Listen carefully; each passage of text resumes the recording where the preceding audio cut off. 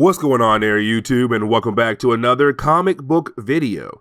Okay, so we are going to continue our coverage over, we're going to begin our coverage over Gary Duggan's Ironman. I don't know why I said continue, because technically we are covering volume 1 for today's video. Now, when it comes to Gary Duggan's Ironman, at first it's not really part of Fall of X, but then later on in the series it does become part of Fall of X. And the reason why, because Iron Man plays a huge role in the Fall of X that is going to lead us into the relaunch for the X-Men titles in the coming year. Now, with all that being said, when it comes to Gary Duggan, he's also trying his best to take Iron Man in a new direction. And honestly, I kind of like what I see so far, or what I saw so far, in volume 1 of this latest Iron Man series. And so as we dive into today's video, we do pick up with Iron Man kind of reminding us who he is. Now, at first,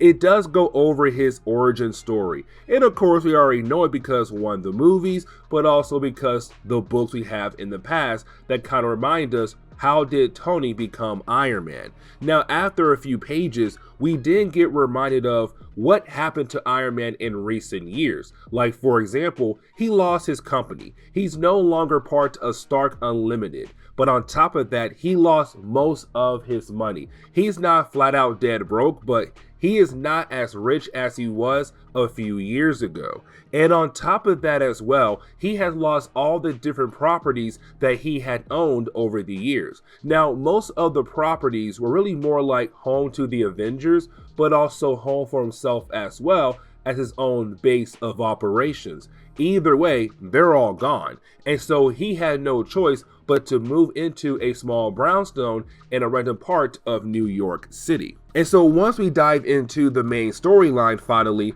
we do pick up with Iron Man currently working on his only Iron Man suit. Now, the reason why I say his only, because he does tell us he used to have a huge range or a huge amount of different kinds of suits that he could use. But unfortunately, they're all gone now. He only has one. Matter of fact, he tells us he has two, but the other one is hidden, and he's making sure that he does not leave any kind of clues behind so that nobody will be able to find that other suit. Now, while he is working on his, only suit, that is when somebody blows up the entire brownstone apartment building, the whole complex. It gets blown up. Now, Tony Stark, he does survive, but unfortunately, one of his neighbors died, and that right there hurts Tony a lot, because this was an innocent person that was killed off only because somebody was trying to come after Iron Man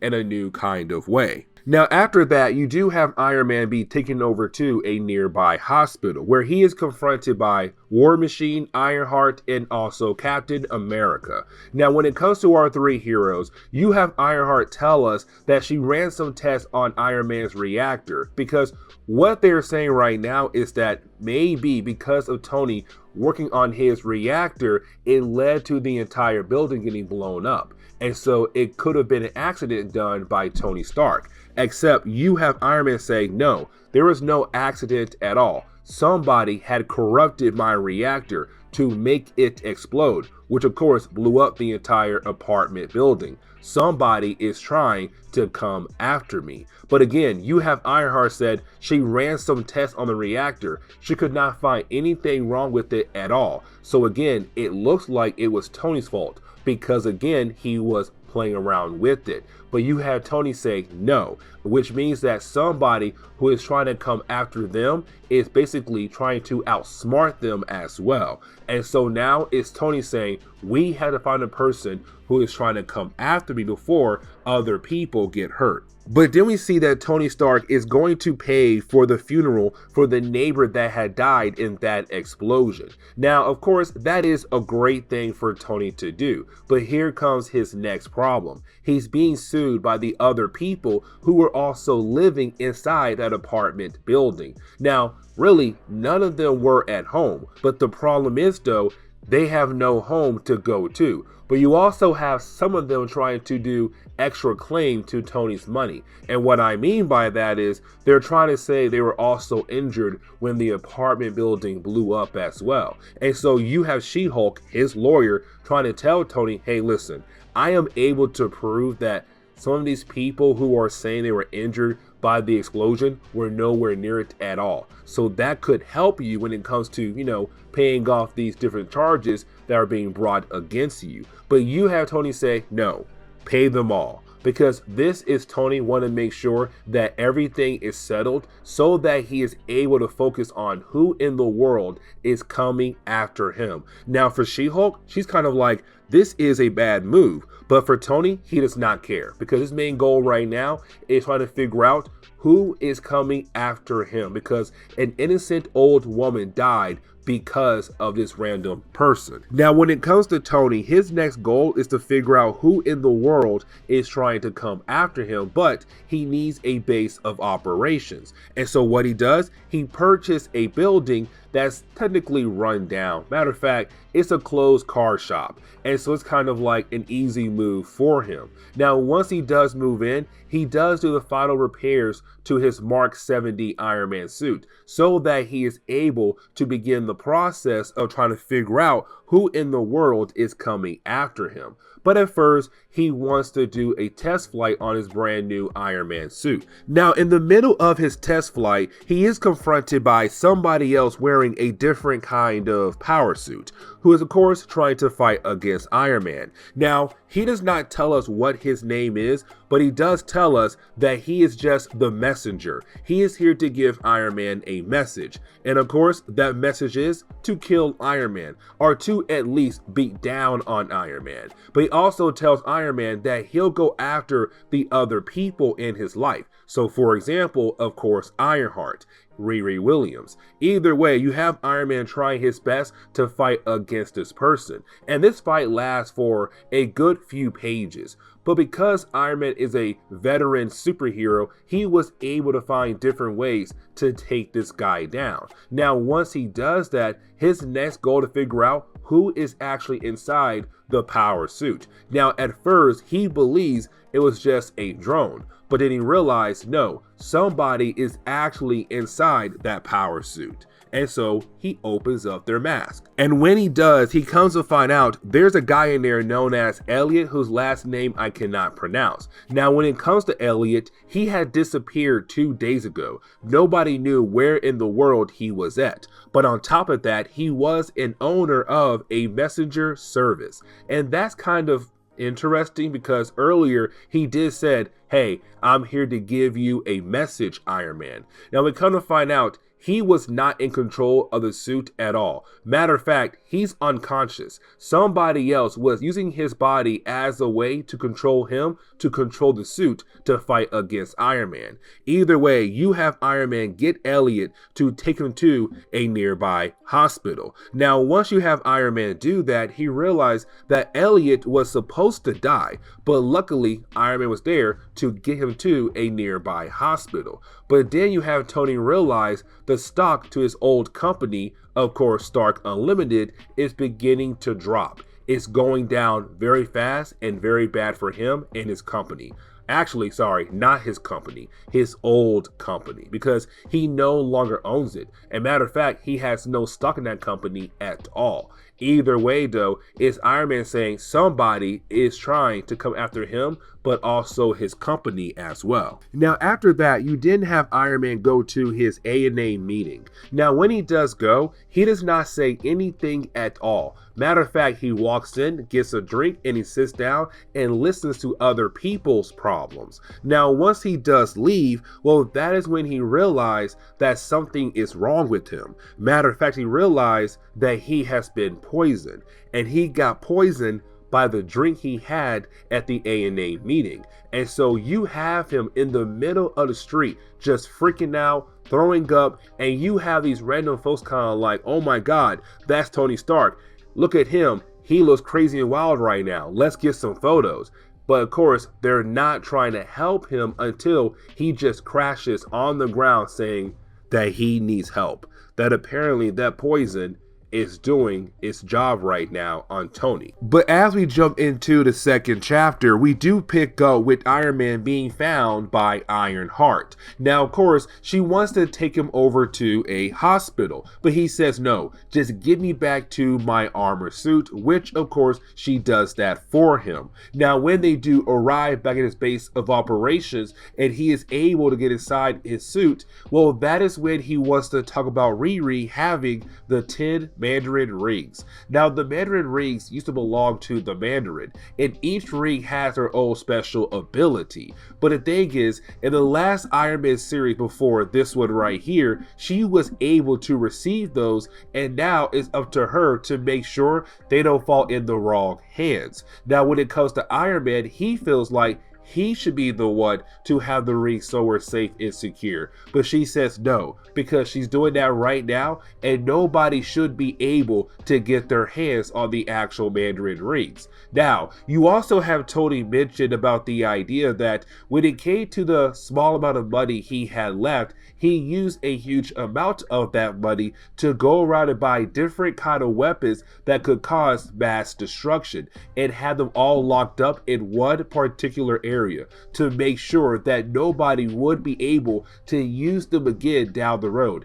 And only two people know this location: Tony and also Rhodey, of course being War Machine. Either way, you have Iron Man said the only thing he wants to do is go to sleep. Now, while you have Tony sleeping, we do focus on our mysterious bad guy who is currently watching the live press conference being done by the current owners of Stark Unlimited. And right now you have the current owners trying their best to say that when it comes to Tony Stark, he no longer has any kind of connections to the actual company anymore, which means that his actions should not affect the company at all. But unfortunately they are, because we saw earlier the stock is dropping very fast for this company. Either way, in the middle of the press conference, that is the moment where you have the living laser appear, and he is very upset. But of course, he is looking for one particular person, and that would be Tony Stark. And so of course our heroes find out that they have to go chase after the living laser, and so of course they suit up and begin the process of trying to find him. Now once they do find him, he's over at Avengers Mansion, and of course it leads into a battle between these two characters and the living laser. Now while fighting against the laser, of course you have living laser tell us that the reason why he's so upset with Tony this time, and he says that Tony came to his home and actually knocked him out and locked him up. That apparently Tony was holding him as a prisoner inside the actual building known as Stark Unlimited. Now for Tony, he's kind of like, dude, I have no idea what in the world you are talking about. There's no way I had captured you and held you as a prisoner inside Stark Unlimited. But for Living Laser, he's kind of like, no, you did. I saw your face. You were the person who knocked me out. But then you have Riri, Ironheart, use the Mandarin rings as a way to enter the mind of the living laser, make sure that he is telling the truth. And once she was able to use the Mandarin rings to enter the mind of the living laser, to come to find out that he was actually telling the truth. That in reality, he was just at home minding his business until he was confronted by Tony Stark, and he was knocked out by Tony, and then Tony's men had apparently grabbed Living Laser and basically took him as a prisoner. Now again though, for Tony, he's kind of like, dude, I don't have some random goons that I would hire to help me to capture you. But on top of that, it was not me at all. Somebody is trying to come at me and use you as a way to bring me down, but also bring other people around me down as well. Now, when it comes to the living laser, he's kind of like, why in the world would they basically capture me to use me as a way to help bring you down? And he's kind of like, look how you reacted. You got out of your prison, and the first thing you did was you blew up part of the building that belongs to Stark Unlimited, and then you came over here to Avengers Mansion. But on top of that, you yelled my name and said I was holding you hostage. So that's why they chose you, because they knew that you were a hothead. And so with him saying that, you have Laser realize, okay, Iron Man is right, I'm in the wrong, I'm going to leave. But if you find the person who did this to us, please let me know, and then we could team up to take him down properly. Now you do have Tony and Riri go back over to Tony's base of operations. Now once they do arrive, you have Tony tell us, the readers, but also Riri, that how he knows he was poisoned. Of course, he was poisoned at his ANA meeting. Now after saying that, he does tell us that he still has a way to say Stark Unlimited from this new mysterious bad guy that is trying to come after him. And apparently his big plan involves somebody else, and that would be Zang Wei. When it comes to Zang Wei, he was a close friend of Tony Stark, to the point where Tony realized that Zang was a very strong businessman, and so he had trusted Zang with a huge amount of stocks in Stark Unlimited, because he realized that Zang would fight against any kind of hostile takeover. And so Tony realized that our new mysterious bad guy is trying to do that right now, trying to do a hostile takeover, of course, on Stark Unlimited. But Stark's kind of like, we should be okay, because Zang holds a huge amount of stock in the company. As long as he holds those stocks, nobody will be able to take over the company so freely. The problem is, though, Tony has no idea that Zang has been killed off. And so Tony's backup plan to save his company is now dead, bleeding in his office. And so as we jump into the third chapter, we actually start off with a flashback. Now, when it comes to this flashback, it's really more of a huge retcon for the idea of Armor Wars. And what I mean by that is, Armor Wars was a storyline that took place, I want to say, back in the 1980s, where Tony found out that other people in the world was able to take different pieces of his Iron Man suit tech and put those pieces into their own power suits and try to use that against him in different kinds of ways. Now, Tony was able to take them down, but apparently in this flashback, in the middle of that event right there, Tony was trying to convince Zang to take up a major amount of stock in Stark Unlimited, because like I said earlier, Tony realized that Zang was a very strong businessman, that he would fight against any kind of hostile takeover. And so this flashback, again, is really more about the idea of just Tony trying to convince Zang to take up a huge amount of stock. And once he was able to do that, well, then you have Zang agree. He's kind of like, okay, cool, I will take up a huge amount of stock in your company. And that was when Tony and Zang became very close friends. But now we know in the present day, Zang is dead. And so getting back over to the present day, we do pick up with Tony and also War Machine, Rhodey, getting ready to break into Stark Unlimited. Now guys, we have to remember, this is a huge move to do here. And the reason why? Because Tony no longer has any kinds of connection or ownership over this company at all. And so for him to break into a company that he no longer owns is going to look very bad for him, but also very bad on the company as well. Either way, they're trying to figure out what is Stark Unlimited doing with Living Laser, because he believes his new mysterious bad guy might be working for Stark Unlimited, or possibly has some kind of connection to the company in some kind of way, but to also look at the same containment system that was used to hold the Living Laser. Now, when our two heroes walk inside, as they break into the actual building, they do find a certain kind of containment area. And once you have Tony look inside of it, he sees, well, another Iron Man suit in there. And of course, it comes to life. And its main goal is to fight against War Machine and also Iron Man. Now, this other Iron Man person right now, Iron Man suit that's alive right now, attacking our heroes, doesn't really last that long, because once our heroes are able to get back on their feet and actually think of a game plan to take it down, they were able to stop it very quickly. But the question is right now, who is inside the suit right now, or possibly how the suit is being controlled. Except as soon as they pull off the mask of this other Iron Man suit, it is a life model decoy. A life model decoy has been around for a very long time in Marvel Comics. Matter of fact, Nick Fury would use these a lot as a way to trick people, or when he was about to enter a tight situation and he did not want to be there at all. And so he would send in a life model decoy. These are androids that were made in a way to look very real, to trick people into believing that they are talking to someone who's actually real, but in reality they're talking to a robot, an android. Now with that being said, this right here is a life model decoy that was made to look like Tony Stark as a way to trick the living laser, to make him believe that he was captured by Tony Stark. Now here's the thing, because this life model decoy is being controlled by our real mysterious bad guy,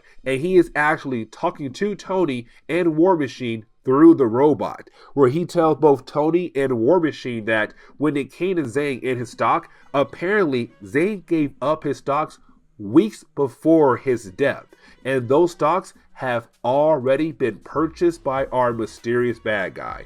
And so now our mysterious bad guy is now the new owner of Stark Unlimited. But he's not done with Tony just yet. He's kind of like, listen, I still have more plans for you. And when those plans come together, oh, you are going to hate me so much. And so then the life model decoy just dies right there. Now for War Machine, he's kind of like, okay, who in the world is trying to come after you? And you have Tony say he knows, but he does not tell us who it could possibly be. And this is where we are actually, you know what? We are not going to end today's comic book video, because we should go ahead and cover the last 3 chapters as well. Now, getting into the 4th chapter for today's story, we do pick up with the main bad guy for today's video, and that would be Kelvin Fong. Now, when it comes to Kelvin, he was actually one of the many new bad guys introduced in X-Men comics very recently. And matter of fact, the reason why he's upset with the mutants, because when it came to Kelvin, he had built a company from the ground up, and his company's goal was to turn Mars into a planet where humans and mutants could technically live on. But back in the Hellfire Gala, the first one, the mutants announced that they were able to use their mutant abilities to turn Mars into a planet where humans and mutants can live on.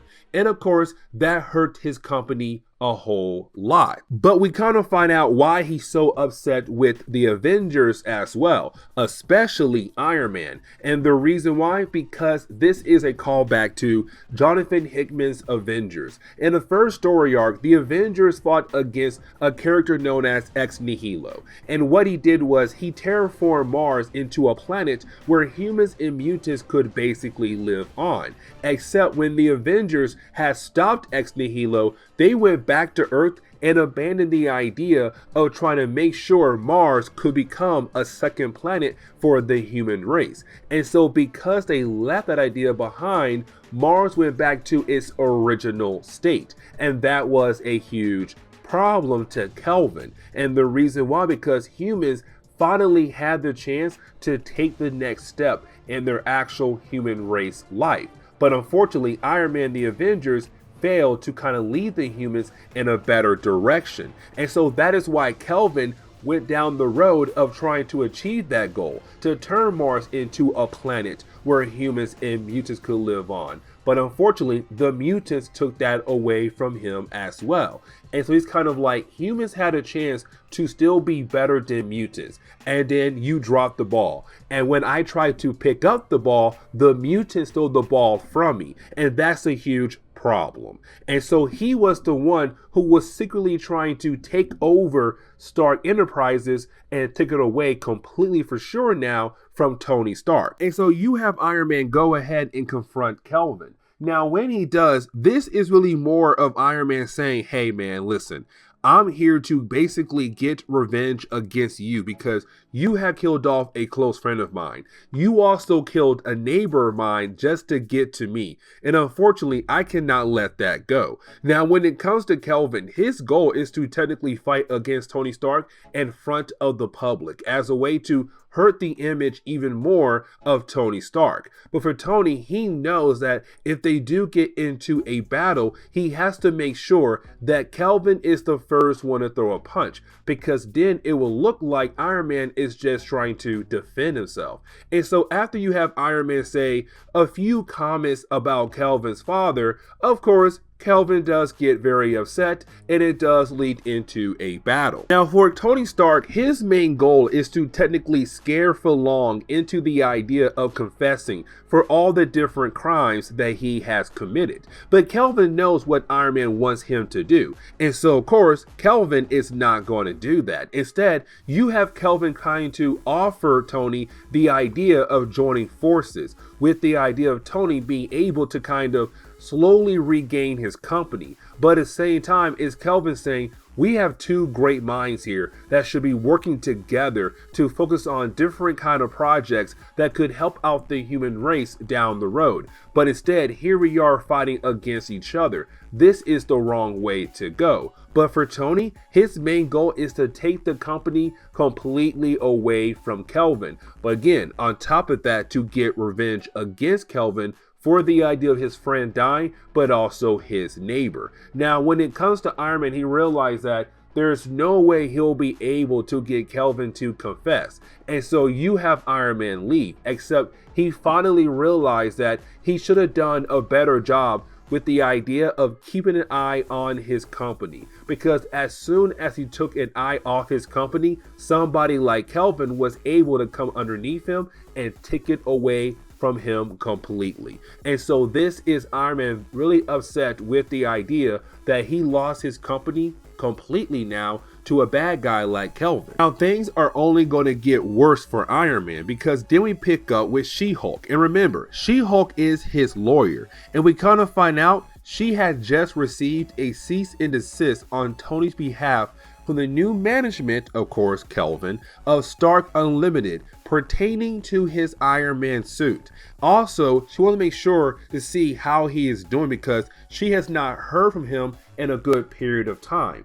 But then she looks outside her window and sees him flying around. And now we have She-Hulk very worried about her close friend, but also her client. But getting back over to Tony, we see Tony head over to Krakoa, and the reason why? To talk to Emma Frost. Now, most fans will most likely say that this begun the process of Emma Frost and Tony Stark getting together. I want to say it took place back in the Hellfire Gala event, because those two characters did have a few conversations in a way where it's kind of like, hey, I feel like we're getting hints right now that these two characters might end up together down the road. Either way, the reason why he is here, because he remembers that Kelvin is trying to bring down Krakoa, but also Arakko as well. And so it's Tony saying, we share a common enemy, but at the same time, I have some information that I feel like you want to know about. And so when it comes to the 5th chapter for today's video, we do pick up with Iron Man and also Emma Frost having a conversation with one another.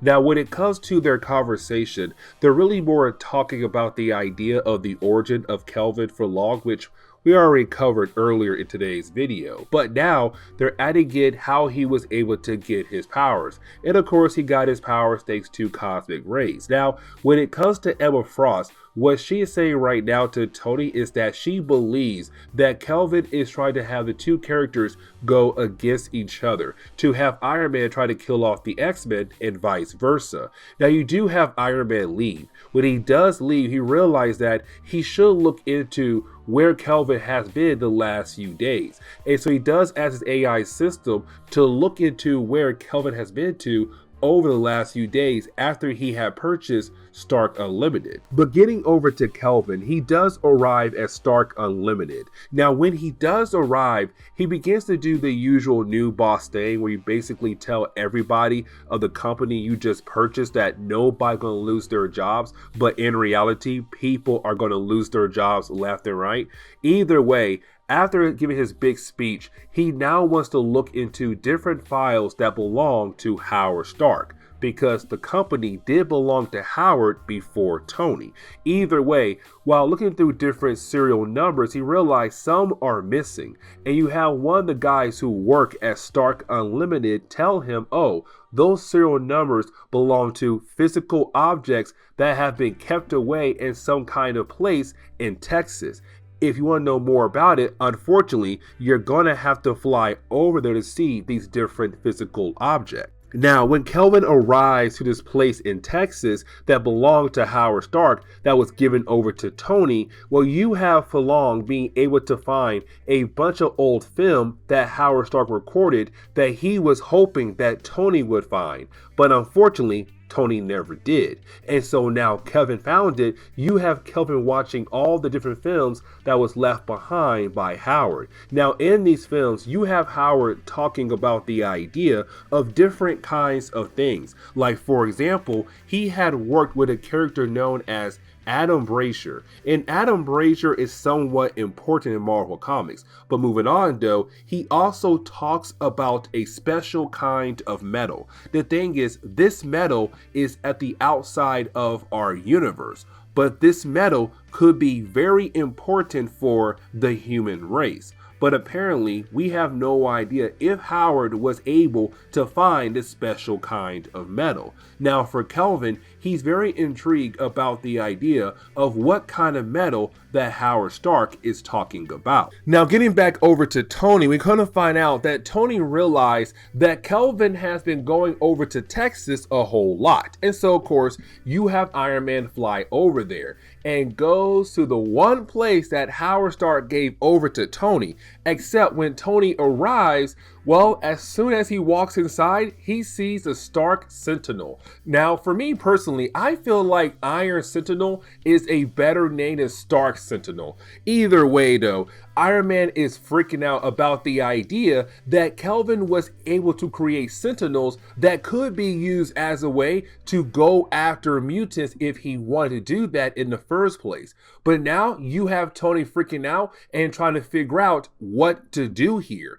Now you have Kelvin just beating down on Tony and telling Tony that he was able to find some information that was left behind by Howard Stark. And this is Kelvin saying, I'm going to use that information to do a whole lot more things in the world. And the thing is, you won't see it coming. And no, I'm not going to tell you what your father left behind for you, but I am going to tell you one thing.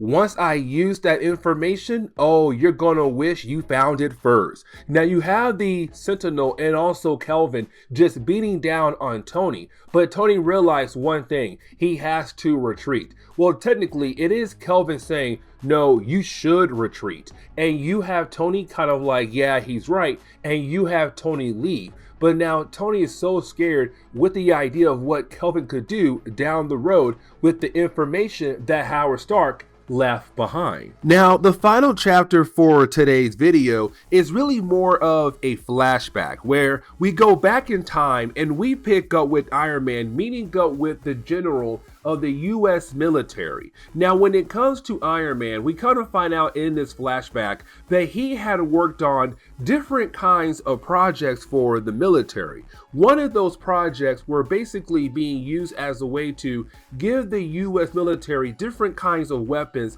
to help them fight against Magneto. Because of course, Magneto, somebody who has the ability to control metal, was a hard opponent for the US military. And so they need new kinds of weapons to help protect them, but to also bring down Magneto. Now, the only reason why Iron Man did that because he was also trying to find a way to make an Iron Man suit that could help him battle against Magneto. But we kind of find out that the US military was working on other kinds of projects as well. And we kind of find out that they were creating a project where different kind of devices were being made to help people block out telepaths from reading their minds. The problem is though, some of the prototypes have been stolen. And so this is the general asking Tony to kind of help out with this. And apparently he wants Tony in Iron Man because around this point in time, no one knew that Tony Stark was Iron Man. Either way,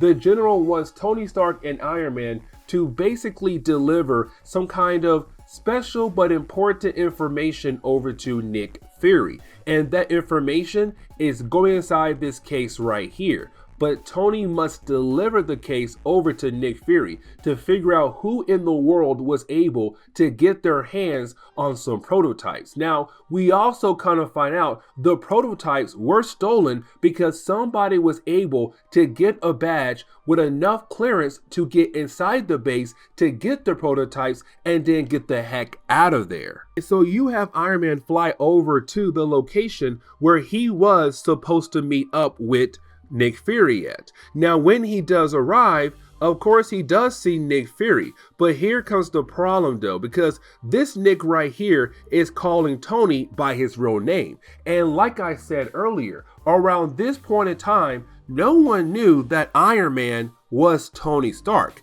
No one knew that, especially Nick Fury. And so Iron Man knows this is not Nick Fury. And we kind of find out it is Emma Frost. Now here's the thing though, because that means she was the one who stole the prototypes from the US military. But on top of that, she's kind of like, okay, yeah, go ahead and arrest me. But I want you to know real quickly, the reason why I said we should meet here, because this is a special bar. And this bar is so special, let me go ahead and tell you the name of this bar.